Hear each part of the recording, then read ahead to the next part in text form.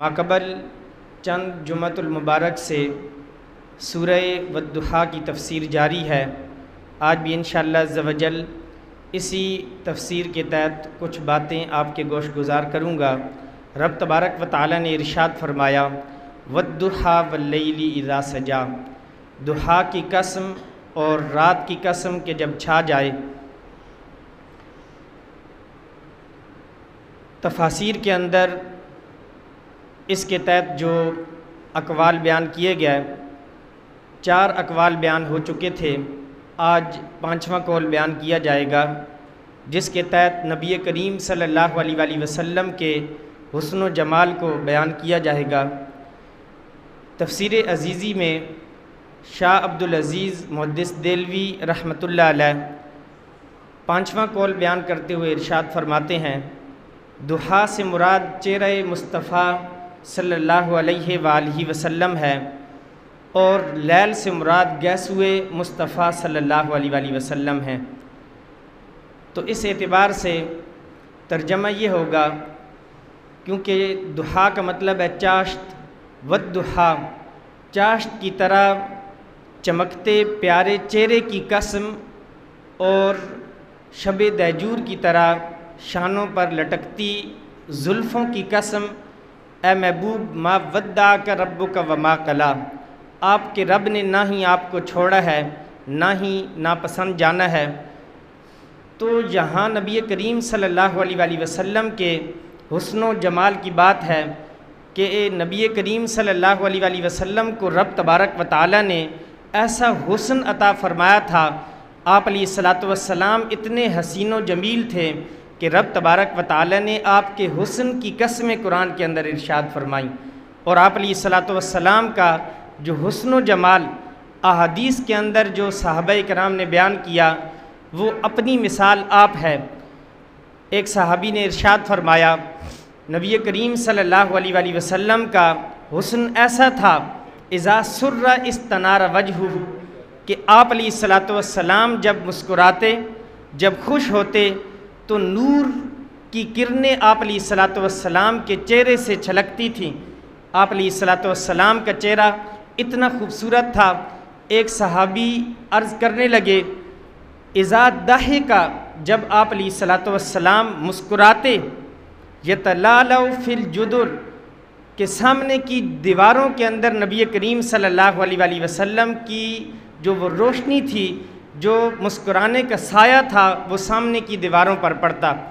آپ علیہ الصلاۃ والسلام کو رب تبارک و تعالی نے ایسا حسن عطا فرمایا تھا کہ نبی کریم صلی اللہ علیہ وآلہ وسلم کے بارے میں بخاری شریف کے اندر حضرت ابو ہریرہ رضی اللہ تعالیٰ عنہ نے آپ علیہ الصلاۃ والسلام کا نقشہ بڑے بہترین انداز سے کھینچا، فرمایا کل قمر لیلۃ البدر لم ارى قبلہ ولا بعدہ، کہ نبی کریم صلی اللہ علیہ وآلہ وسلم کا چہرہ کیسا تھا، کہا کہ 14ویں رات کے چمکتے چاند کی طرح آپ علیہ الصلاۃ والسلام کا چہرہ تھا۔ کہا کہ یہ میں نے کیا کہہ دیا، آپ علیہ الصلاۃ والسلام کا چہرہ اور پھر 14ویں رات کا چاند، 14ویں رات کے چمکتے چاند کو آپ علیہ الصلاۃ والسلام کے پیارے چہرے سے کیا نسبت ہو سکتی ہے، کہا لم ارى قبلہ ولا بعدہ مثلہ، کہ کیا کہوں، اس کی مثال تو بیان ہی ہو سکتی، نہ ہی اس سے پہلے میں نے آپ جیسا دیکھا نہ ہی بعد میں دیکھا۔ نبی کریم صلی اللہ علیہ وآلہ وسلم کو رب تبارک و تعالی نے وہ حسن عطا فرمایا تھا کہ ایک مرتبہ آپ علیہ الصلاۃ والسلام سیر کرتے کرتے مدینہ المنورہ کے صحرا کے اندر تشریف لے گئے، مضافات میں جو علاقے تھے وہاں تشریف لے گئے، لوگوں نے ایک خیمہ گاڑا ہوا تھا، وہاں لوگ موجود تھے۔ نبی کریم صلی اللہ علیہ وآلہ وسلم چلتے چلتے خیمے والوں کے پاس جاتے ہیں، آپ علیہ الصلاۃ والسلام کو وہاں ایک سرخ اونٹ نظر آ جاتا ہے، اور عرب کے لوگ سرخ اونٹ کو بہت پسند کرتے ہیں، اور ان کے ہاں یہ بڑا قیمتی اونٹ ہوتا ہے۔ نبی کریم صلی اللہ علیہ وآلہ وسلم کو جب وہ اونٹ نظر آیا، آپ علیہ الصلاۃ والسلام نے خیمے والوں سے بات شروع کی، کہا کہ کیا تم اسے بیچنا چاہتے ہو، مجھے یہ پسند آ گیا، مجھے یہ خریدنا ہے۔ انہوں نے کہا ٹھیک ہے، ہم اسے بیچ دیتے ہیں۔ جب کوئی معاملہ طے ہوا، قیمت کی بات آئی، نبی کریم صلی اللہ علیہ وآلہ وسلم نے ارشاد فرمایا کہ میں گھر سے تھوڑا سیر کے لیے نکلا تھا، میں تجارت کی غرض سے تو نکلا ہی نہیں تھا، یہ تو مجھے ویسی پسند آ گیا، لہٰذا یہ اونٹ میں لے جاتا ہوں، میرے پاس ابھی اس کی قیمت نہیں ہے، میں گھر جاؤں گا تو وہ قیمت کسی کے ہاتھ بھیج دوں گا، آپ کو قیمت پہنچ جائے گی۔ انہوں نے کہا ٹھیک ہے۔ نبی کریم صلی اللہ علیہ وآلہ وسلم نے وہ اونٹ لیا اور وہاں سے روانہ ہو گیا۔ جب تک نبی کریم صلی اللہ علیہ وآلہ وسلم ان کے سامنے تھے، جب تک آنکھوں سے اوجھل نہیں ہوئے، وہ آپ علیہ الصلوۃ والسلام کو دیکھتے رہے۔ جب غائب ہو گئے تو پھر چوں چڑاں شروع ہو گئی، لوگوں نے باتیں کرنا شروع کر دیں۔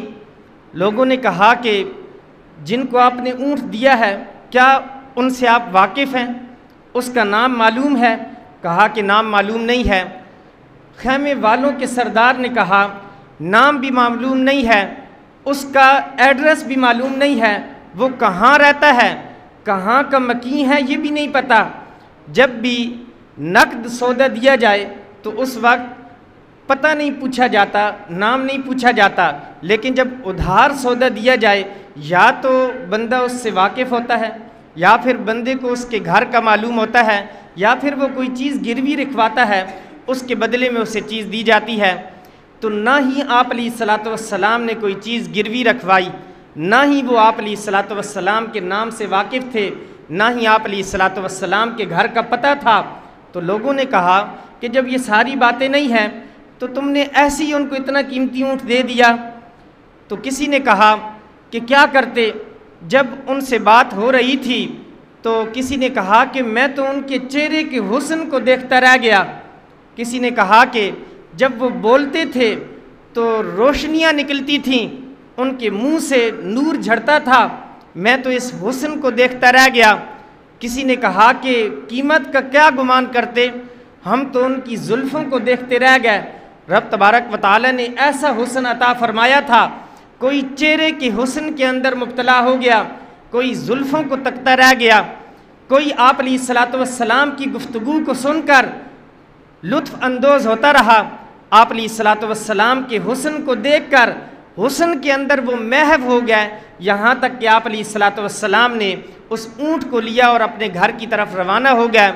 ایک شخص آ کر کہنے لگا کہ یہ کیا کیا، وہ اونٹ اتنا قیمتی اونٹ وہ لے کر چلا گیا، تو تم نے اس سے کوئی چیز بھی نہیں لی، تو چلو تمہارا اونٹ تو اب وہ لے کر چلا ہی گیا۔ اس نے اس بات کا تأثر دیا کہ تمہارا اونٹ اب چوری ہو گیا، اب اس کا نہ ہی بدل آئے گا نہ ہی تمہیں اونٹ ملنے والا ہے۔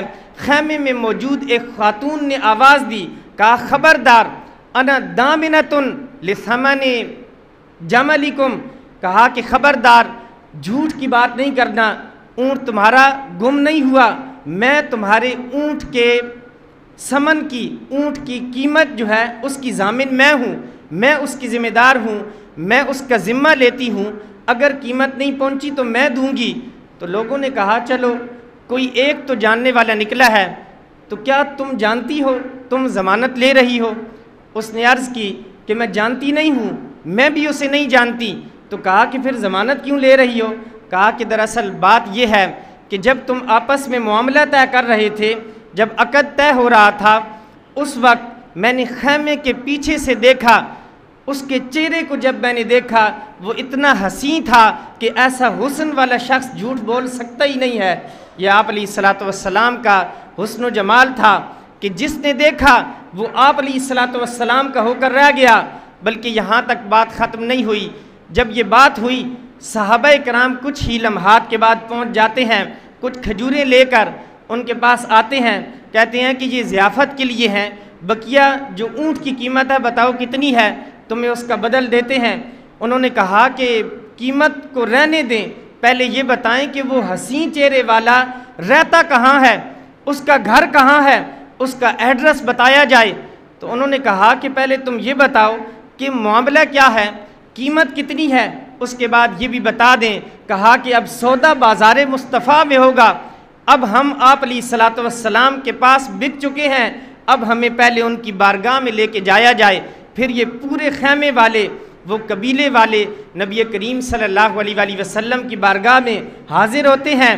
حاضر ہو کر نبی کریم صلی اللہ علیہ وآلہ وسلم کے حسن کو دیکھ کر، آپ کے حسن و جمال سے متاثر ہو کر آپ علیہ الصلوۃ والسلام کے ہاتھ پر ایمان لے آتے ہیں۔ یہ نبی کریم صلی اللہ علیہ وآلہ وسلم کا حسن تھا۔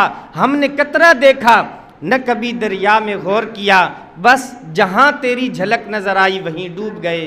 یہ صحابہ کرام رضوان اللہ علیہ مجمعین کے سامنے ہونے والے واقعات تھے جن کو صحابہ نے بیان کیا، اور پھر صرف انسانوں نے نہیں بلکہ آپ علیہ الصلوۃ والسلام کے حسن سے متاثر ہو کر آج میں تم لوگوں کو ایک ایسا واقعہ بیان کرتا ہوں کہ نبی کریم صلی اللہ علیہ وآلہ وسلم کا جو ہمزاد تھا، موجم الکبیر کے اندر یہ روایت موجود ہے، میرے ذہن کے اندر آ گئی۔ جب بھی ہم کوئی کسی انسان کے ہاں بچہ پیدا ہوتا ہے تو وہ زندہ ہے یا مردہ، اس کا دار و مدار اس پر ہے کہ اس نے چیخ و پکار کی۔ اگر وہ چلایا تو یہ اس بات کی علامت ہے کہ یہ زندہ پیدا ہوا، اگر وہ نہ چلایا تو اس بات کی علامت ہے کہ وہ مردہ پیدا ہوا۔ اگر کوئی بچہ پیدا ہونے کے بعد مر جائے تو علماء یہ پوچھیں گے بتاؤ کہ یہ چیخا تھا یا نہیں، اگر چیخا تھا تب تو نماز جنازہ ہوگی، اس لیے کہ زندہ پیدا ہوا۔ تو زندہ و مردہ کا دار و مدار اس کے چیخنے پر ہے۔ اس کو عربی کے اندر استعلال کہتے ہیں، چیخنا۔ اسی سے ہلال ہے کہ جب چاند کو دیکھتے ہیں تو بچے چونکہ شور مچاتے ہیں تو وہ بچہ بھی دنیا میں آ کر شور مچاتا ہے، چیختا ہے، تو اسی سے استعلال ہے، اسی سے ہلال ہے۔ تو بتانا یہ چاہ رہا ہوں کہ جب کوئی بچہ پیدا ہوتا ہے تو وہ چیختا ہے۔ ایک دن صحابہ کرام رضوان اللہ علیہ مجمعین نے عرض کی، یا رسول اللہ صلی اللہ علیہ وسلم، بچہ جب دنیا میں آتا ہے چیختا کیوں ہے؟ نبی کریم صلی اللہ علیہ وآلہ وسلم نے جواباً ارشاد فرمایا، اس لیے کہ ایک ہمزاد ساتھ پیدا ہوتا ہے، وہ بچے کی پسلیوں کو چھیڑتا ہے، بچے کی پسلیوں کو ہلاتا ہے، بچہ اس تکلیف سے چیختا اور چلاتا ہے۔ تو صحابہ کرام نے جرأت کی اور ایک دن پوچھ لیا، یا رسول اللہ صلی اللہ علیہ وسلم، کیا آپ کے سامنے بھی ہمزاد آیا تھا؟ جب آپ دنیا پر تشریف لائے تھے تو اس وقت بھی ایک ہمزاد آیا تھا؟ نبی کریم صلی اللہ علیہ وآلہ وسلم نے ارشاد فرمایا، جی ہاں اس وقت بھی ہمزاد آیا تھا۔ کہا، یا رسول اللہ صلی اللہ علیہ وسلم، کیا آپ کی پسلیوں کو بھی چھیڑا تھا؟ کہا نہیں۔ کیسے چھیڑتا؟ لما رآنی اسلما، کیا کرتا؟ ہمارے چہرے کو دیکھ کر وہ مسلمان ہو جاتا ہے۔ نبی کریم صلی اللہ علیہ وآلہ وسلم کے حسن کو دیکھ کر انسان تو انسان ہمزاد بھی مسلمان ہو گیا۔ یہ آپ علیہ الصلوۃ والسلام کا حسن اور جمال ہے کہ جس کے قصیدے صحابہ نے بیان کیے، جس کے قصیدے آج تک دنیا گا رہی ہے۔ نبی کریم صلی اللہ علیہ وآلہ وسلم کے آخری صحابی جب اس دنیا پر تھے ان کا نام ابو طفیل ہے۔ آپ علیہ الصلوۃ والسلام کا وصال 11 ہجری میں ہوا، ان کا 110 ہجری میں ہوا۔ پورے 100 سال کے بعد جب ان سے پوچھا گیا آپ علیہ الصلوۃ والسلام کا وصف بیان کیجئے، آپ علیہ الصلوۃ والسلام کا حلیہ بیان کیجئے، کہا کانا رسول اللہ صلی اللہ علیہ وسلم ابیض ملیحا مقصدا، کہ نبی کریم صلی اللہ علیہ وآلہ وسلم گوری رنگت والے تھے، خوبصورت تھے، انتہائی گورے تھے۔ کہا کہ ملیحن نمکین حسن والے تھے، مقصدہ اور اعضاء کے اندر توازن تھا، پیٹ بڑا ہوا نہیں تھا، جیسا سینہ تھا اسی کی سیدھ کے اندر پیٹ تھا۔ اگر پیٹ اندر ہو سینہ بڑا ہو یہ بھی حسن کے منافی ہے، اگر پیٹ بڑا ہوا ہو سینہ پیچھے ہو یہ بھی حسن کے منافی ہے۔ آپ علیہ الصلوۃ والسلام کا حسن بالکل متوازی تھے سارے کے سارے اعضاء، بلکہ وہ جو مبارک جس خاتون نے آپ علیہ الصلوۃ والسلام کو ام معبد نے نام دیا تھا، اس نے بھی آپ علیہ الصلوۃ والسلام کا جب حسن بیان کیا، کہا کان رسول اللہ صلی اللہ علیہ وسلم قسیماً وسیما، نبی کریم صلی اللہ علیہ وآلہ وسلم قسیم تھے، وسیم تھے۔ قسیم کا ترجمہ آپ کو بتاتا ہوں، قسیم اس کو کہا جاتا ہے کہ جو ایسا حسین ہو کہ اس کا ہر عضو اپنی ذات کے اندر ایک الگ حسن رکھتا ہو۔ ہم کہتے ہیں کوئی بچہ ہوتا ہے خوبصورت کہ اس کی آنکھیں بڑی خوبصورت ہیں، اس کے کان بڑے خوبصورت ہیں، اس کا چہرہ بڑا خوبصورت ہے، لیکن ہم یہ نہیں کہتے کہ ہر عضو ہی بڑا خوبصورت ہے۔ نبی کریم صلی اللہ علیہ وآلہ وسلم قسیم تھے، کہا کہ آپ علیہ الصلوۃ والسلام کا حسن ایسا تھا کہ سر سے لے کر پاؤں تک ہر عضو علیحدہ طور پر اپنی ذات کے اندر حسن رکھتا تھا۔ کہا صرف یہی نہیں بلکہ آپ علیہ الصلوۃ والسلام وسیم بھی تھے۔ وسیم کا ترجمہ یہ ہے کہ ہم کبھی کسی کو دیکھتے ہیں تو ایک بار دیکھتے ہیں وہ ہمیں اچھا لگتا ہے، پھر دیکھتے ہیں ہمیں اچھا لگتا ہے، لیکن ایک وقت آتا ہے کہ اس کا حسن جو ہے وہ ہمیں اتنا اچھا نہیں لگتا جس طرح پہلی مرتبہ اچھا لگا تھا۔ جب ہم زیادہ دیکھتے ہیں اس کے حسن کے اندر ہمیں کمی لگتی ہے۔ 1 مہینے تک، 2 مہینے تک، 1 سال تک ایک وقت ایسا آتا ہے کہ اس کا حسن ہمیں کم لگنا شروع ہو جاتا ہے۔ کہا کہ آپ علیہ الصلوۃ والسلام وسیم تھے۔ وسیم ایسے حسن والے کو کہتے ہیں کہ جو جب دیکھیں اس وقت وہ خوبصورت لگے، بار بار وہ خوبصورت لگے۔ آپ علیہ الصلوۃ والسلام کو جب کوئی دیکھتا تھا، چاہے ایک صحابی نے 1,00,000 مرتبہ دیکھا، آپ علیہ الصلوۃ والسلام کے حسن کے قصیدے پڑھے۔ نبی کریم صلی اللہ علیہ وآلہ وسلم کا یہ حسن تھا، اور آپ علیہ الصلوۃ والسلام کے حسن کو جو بیان کرتا ہے، آپ علیہ الصلوۃ والسلام کی خوبصورتی کو جو بیان کرتا ہے، اس کے دل کے اندر حضور صلی اللہ علیہ وآلہ وسلم کی محبت اجاگر ہو جاتی ہے، وہ عاشق رسول بن جاتا ہے۔ نبی کریم صلی اللہ علیہ وآلہ وسلم سے جب وہ عشق کرتا ہے، پھر دنیا اس کے قصیدے گاتی ہے، دنیا اس کے قدموں کے نیچے اپنی پلکیں بچھا دیا کرتی ہے، اس لیے کہ اس نے نبی کریم صلی اللہ علیہ وآلہ وسلم سے محبت کی، نبی کریم صلی اللہ علیہ وآلہ وسلم سے عشق کیا۔ رب تبارک و تعالی نے اسی لیے دامن قرآن کے اندر رب تبارک و تعالی کی حسن و جمال کو بیان کرتے ہوئے بلکہ اس کی قسم کھاتے ہوئے ارشاد فرمایا، وَالضُّحَىٰ وَاللَّيْلِ إِذَا سَجَىٰ، چاشت کی طرح چمکتے پیارے چہرے کی قسم، شب دہجور کی طرح شانوں پر لٹکتی زلفوں کی قسم، نبی کریم صلی اللہ علیہ وآلہ وسلم کے حسن کی قسمیں کھائیں، ایسا حسین کہ رب تبارک و تعالیٰ اس کی قسمیں کھائے اور پھر ہم اس کا حسن بیان نہ کریں، ایسا نہیں ہو سکتا۔ نبی کریم صلی اللہ علیہ وآلہ وسلم کے حسن کو جنہوں نے بیان کیا، انہوں نے نبی کریم صلی اللہ علیہ وآلہ وسلم سے سچا عشق کیا۔ جب سچا عشق کیا تو لوگوں نے اپنا دامن ان کے ہاتھوں میں دے دیا، اپنی لگام ان کے ہاتھوں میں دے دی۔ اس کی زندہ مثال آج ہمارے سامنے ہے۔ حضرت علامہ خادم حسین رضوی عاشق رسول رحمۃ اللہ علیہ، وہ دنیا سے گئے لیکن اس انداز سے گئے کہ ہمیں بڑا سبق دے کر چلے گئے کہ اگر زندہ رہنا ہے تو نبی کریم صلی اللہ علیہ وآلہ وسلم سے عشق کرنا ہوگا۔ اگر تم عشق کرو گے تو یہ سارے تمہارے ہیں، پھر یہ دنیا تمہارے قصیدے گائے گی۔